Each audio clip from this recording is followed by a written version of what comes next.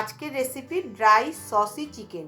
এখানে বোনলেস চিকেনের মধ্যে আদা রসুন লঙ্কা পেস্ট করে রেখেছিলাম, সেটাকে দিয়ে দেবো। পরিমাণ মতো নুন দেবো, সয়া সস দেবো, পেরি পেরি সস দেবো, গোলমরিচের গুঁড়ো দেবো, ধনের গুঁড়ো, জিরের গুঁড়ো, একটা ডিম, 2 চামচ ময়দা, এক চামচ কর্নফ্লাওয়ার।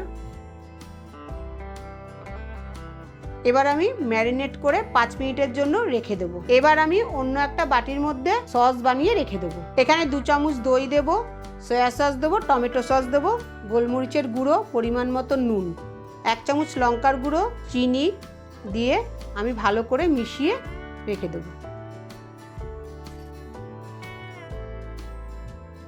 এখন আমি কড়াইতে সাদা তেল দিয়ে চিকেনগুলোকে ভেজে তুলে নেব। ওই তেলের মধ্যেই কাঁচা লঙ্কা, শুকনো লঙ্কা, আদা কুচি, রসুন কুচি দিয়ে একটু নাড়াচাড়া করে নেব।